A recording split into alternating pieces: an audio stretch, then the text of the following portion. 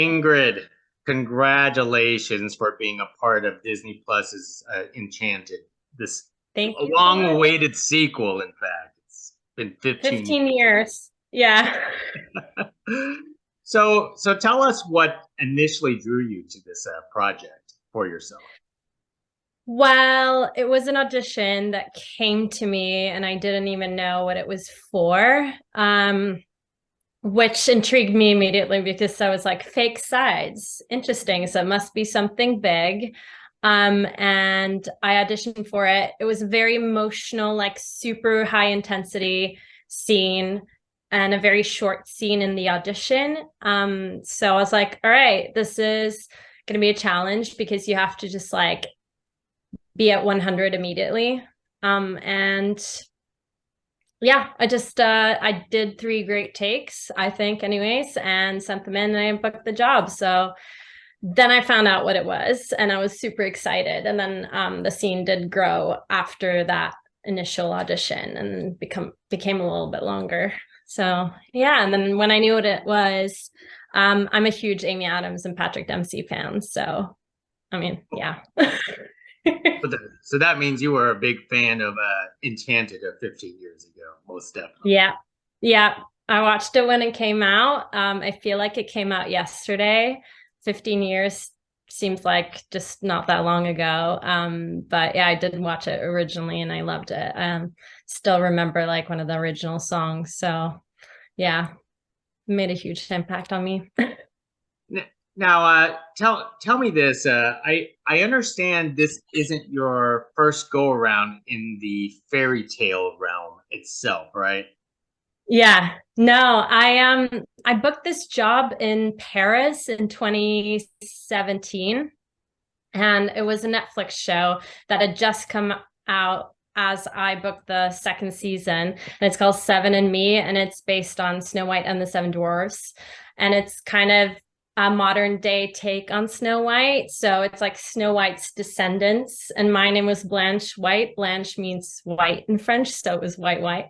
And my daughter was then Snow. So she's the reigning Snow White. And then these dwarfs got lost for like 100 years, showed up on our doorstep, and they kind of like create a bit of trouble because, they're up to mischief. But yeah, I think that was my first foray into the fairy tale world.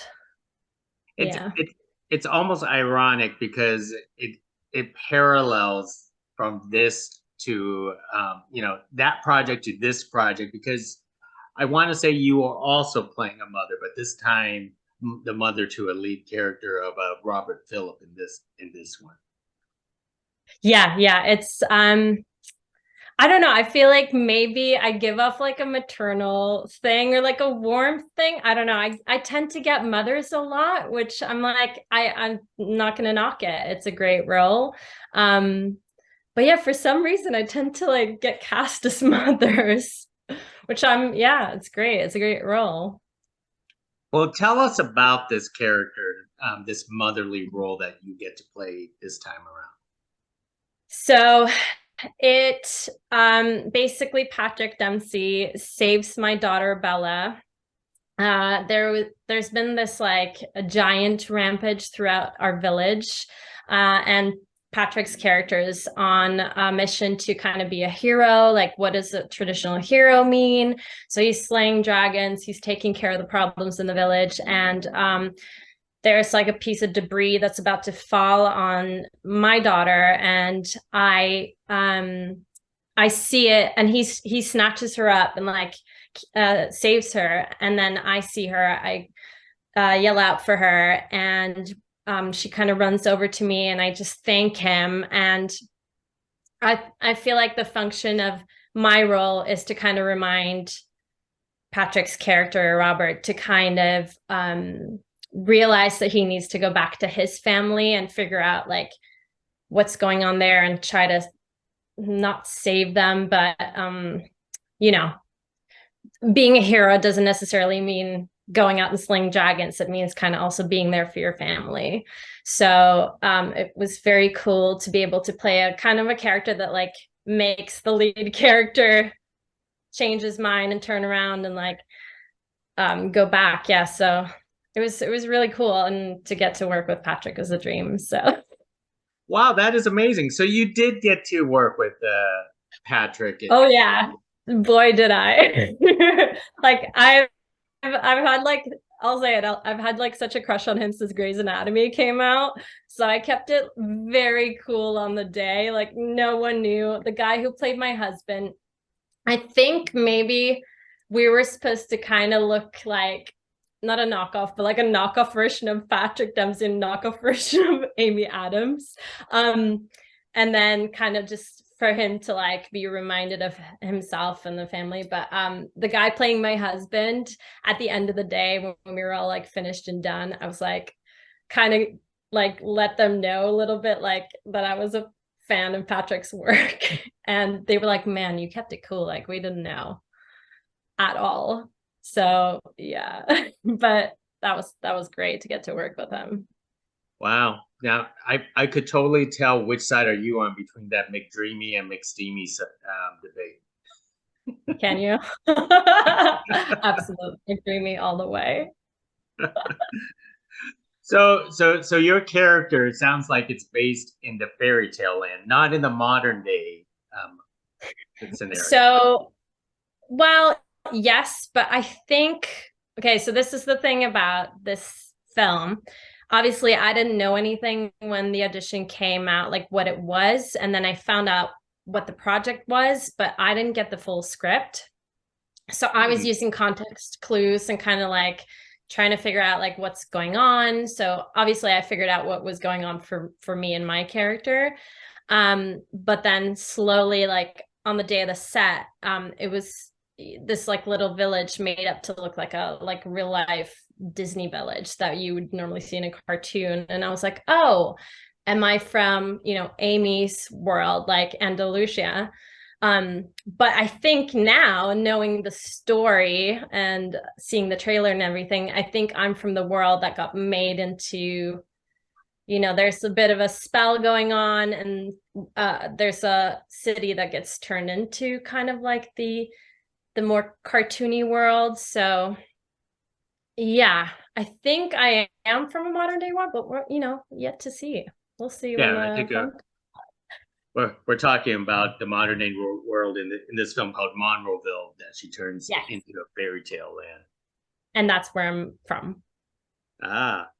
So I'm gonna take a wild guess. You haven't seen the full version of the film, and you're waiting for this premiere that's happening soon.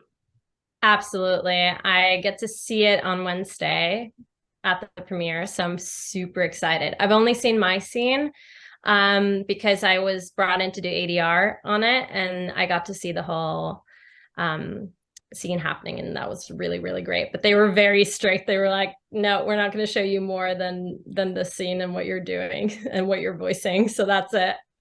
So I was like, wow. Okay, fine. Yeah. So that basically means this is your opportunity to meet your other admired celebrity talent, Amy Adams, right? 100%. I'm hoping I get to meet her on Wednesday.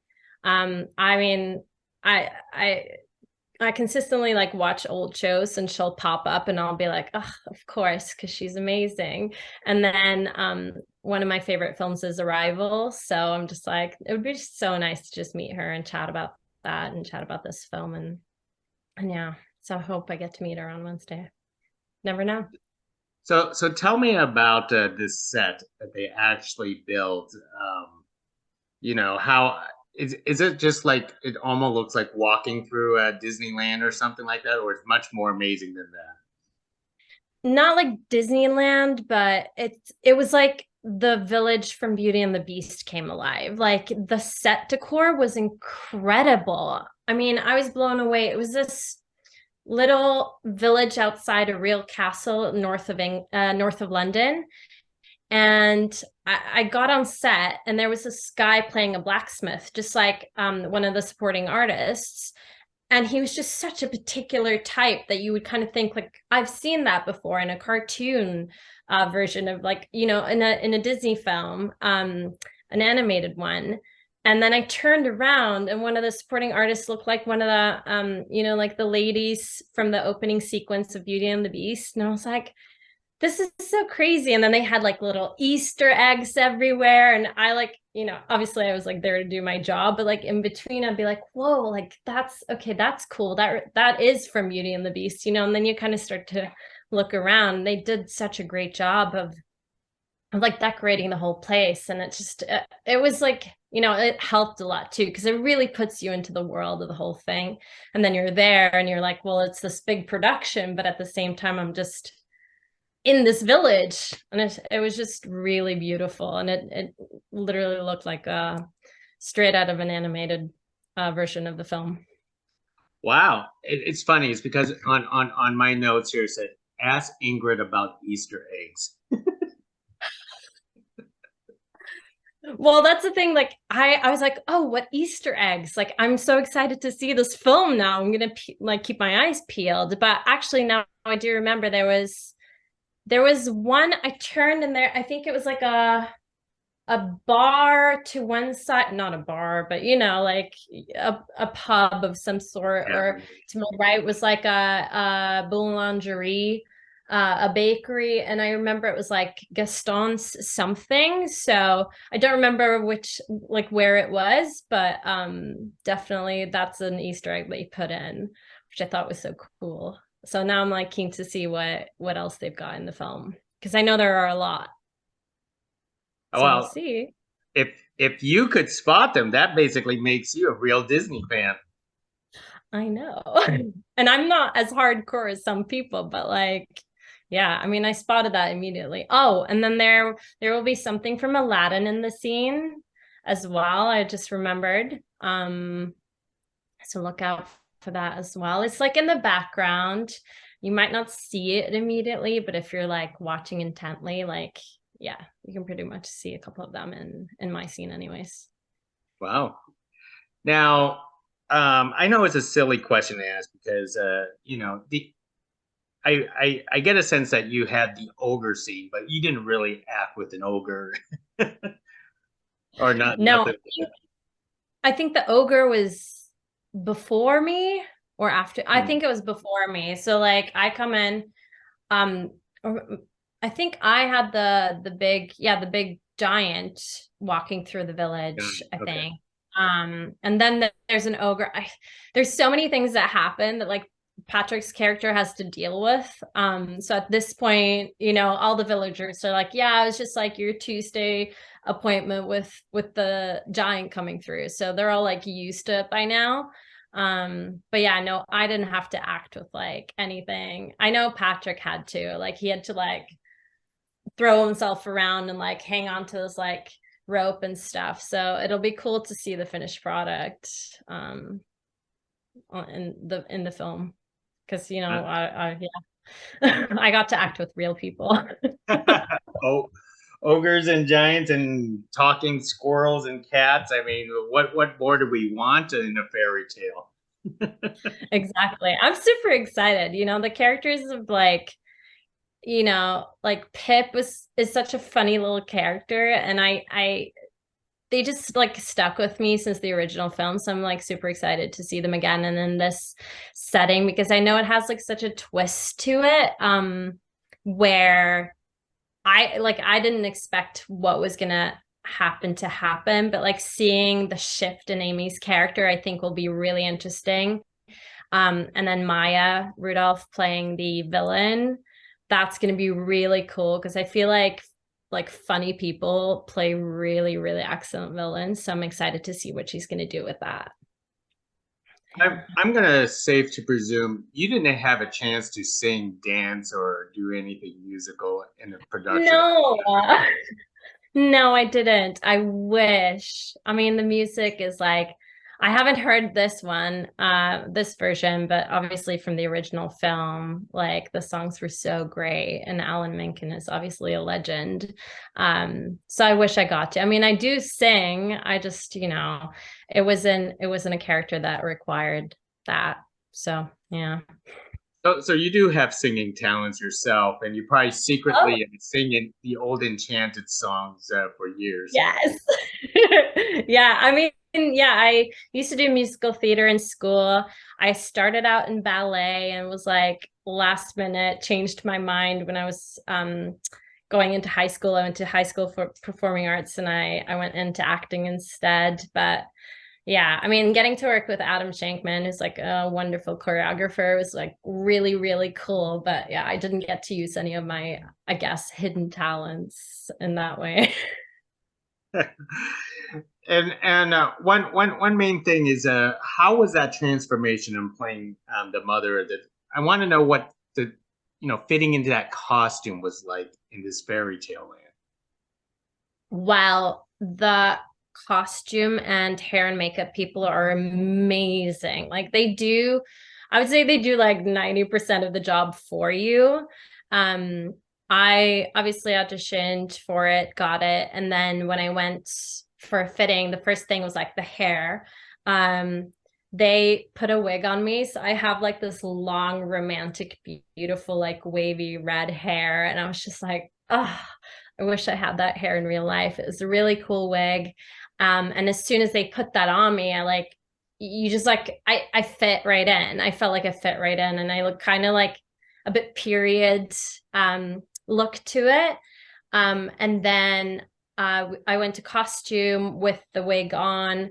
We tried a bunch of different costumes, but like they found the right color tones and everything. And then it kind of looks like very, yeah, I would say period piece like, but yeah, like a villager. It's these people are just so amazing and excellent. And I think when like they're people at the top of their game and they put you in these wonderful outfits and then you just like show up and do the job, because you're already looking like it and you fit right in. So, but that's the most fun part for me. I feel like the makeup and the hair and the costume like do so much of the work for you and then you just have to show up and do the rest. Yeah. Well, I could tell you really love this. Um, but I'm so excited. let me ask this one last thing: is Yeah. people have been watching these type of films for years and decades. What about these fairy tale films that makes it so special and magical, especially to a person like yourself?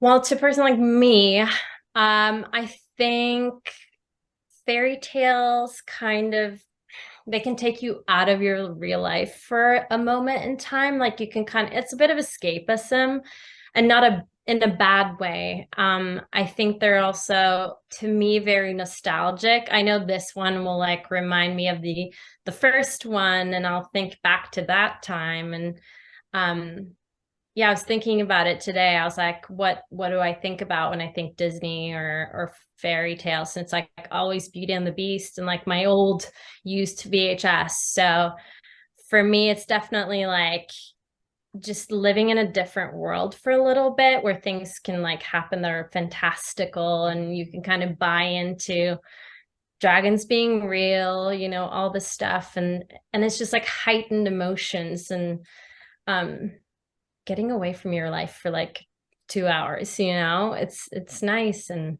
yeah. So that's kind of what it means like for me anyways. Well said, Ingrid. Well said. Well, hey, Thanks. I want to thank you for carrying this conversation and wish you have a lot Thank of fun on Wednesday. My senior editor has already seen the film. They didn't send me to see it yet, so and Oh, I'm jealous. so I'm jealous too because we're talking to each other. We haven't seen the film, and I the one know. guy who's not doing anything with it already seen it. So Oh, hopefully I thought it was good. I had good things to say. Damn I think he's under embargo until Wednesday. So it. he can't reveal anything. It's not until Wednesday night when all of us gets it, or us in the Exactly. industry gets to see it, and then we could talk Yeah, about it. But anyway, exactly. Ingrid, thank you very much for speaking to us, and hopefully I catch you next time, maybe perhaps in another fairy tale. Hope so too. Thank you so much for having me. Hey, thank you. Bye now. Thank you.